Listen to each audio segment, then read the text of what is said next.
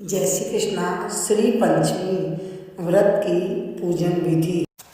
एक बार महाराज युधिष्ठिर सभी कहानी जानने के बाद कहते हैं, हे यदुतम, यह श्री पंचमी व्रत किस विधि से किया जाता है, इसे कब आरंभ किया जाता है और कब इसका पारायण होता है, कृपया आप सब विस्तार से बताएं।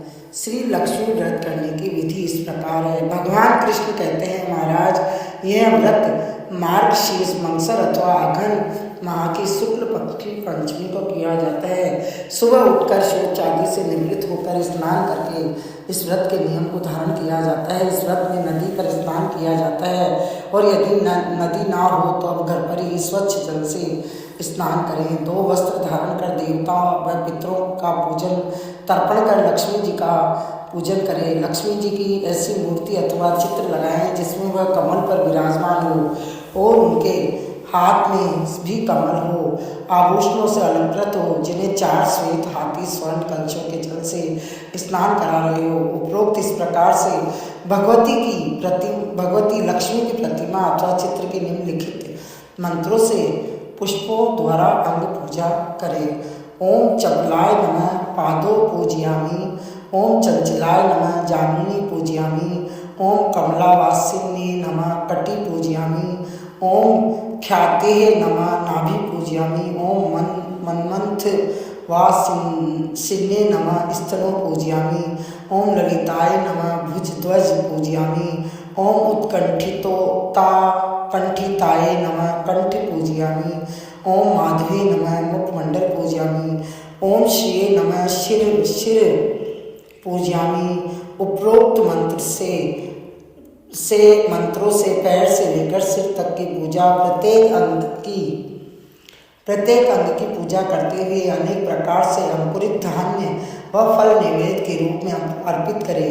इसके बाद पुष्प व कुमकुम आदि सुवासिनी स्त्रियों का पूजन कर उन्हें मधु भोजन कराए, फिर उन्हें प्रणाम कर विदा करें। 1 सेर भर चावल व घी से भरा बर्तन ब्राह्मण को देकर श्री प्रियताम कहकर प्रार्थना करें। इस प्रकार से पूजन करने के बाद मौन रहकर स्वयं भोजन करें। प्रति माह यह व्रत करें। ओम लक्ष्मी, कमला, संपत, रमा, नारायणी, पद्मा, घृति, स्तुति, पुष्टि, रिद्धि तथा सिद्धि, इन 12 नामों से क्रमशः 12 महीने में भगवती लक्ष्मी की पूजा करके पूजन के अंत में प्रियताम का उच्चारण करें। 12वें महीने में पंचमी को सबको वस्त्र का मंडप बनाकर गंध व पुष्पों से उसे अलंकृत कर उसके मध्य शैया पर उपकरणों सहित भगवती लक्ष्मी की मूर्ति स्थापित करें। 8 मोती, नेत्र, पट, सप्त धान्य, खड़ाऊ, जूते, छाता, अनेक प्रकार के पात्र और आसन वहाँ रखें। उसके बाद लक्ष्मी जी का पूजन करके वेद वेता तथा सदाचार ब्राह्मण को संवत्सा गो सहित यह सारा सामान प्रदान करें। यथाशक्ति ब्राह्मण को भोजन कराकर उन्हें दक्षिणा दे। अंत में भगवती लक्ष्मी से रिद्धि की कामना से निम्न प्रकार से प्रार्थना करें। इसका अर्थ है कि हे देवी, आप क्षीर सागर के मंथन से प्रकट हुई हैं। भगवान विष्णु का वक्ष स्थल आपका अधिष्ठान है। आप सभी कामनाओं को प्रदान करने वाली है, अतः मुझे भी आप रिद्धि प्रदान करें। आपको नमस्कार है। जो भी इस विधि से श्री पंचमी का व्रत करता है वह अपने 21 कुलों के साथ लक्ष्मी लोक में निवास करते हैं। जो सौभाग्यवती स्त्री इस व्रत को करती है वह सौभाग्य रूप संतान और धन से संपन्न होती है तथा पति को प्रिय होती है।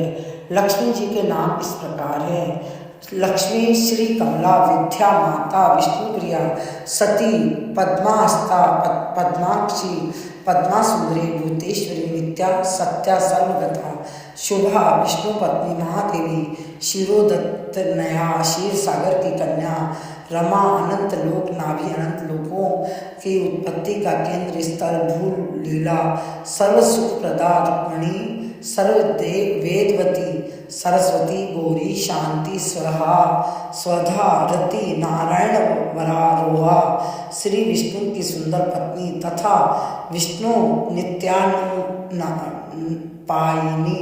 जो सदा विष्णु के समीप रहती है। जो प्रातः काल उठकर उन संपूर्ण नामों का पाठ करता है उससे अत्यधिक संपत्ति तथा विशुद्ध धन धान्य की प्राप्ति होती है।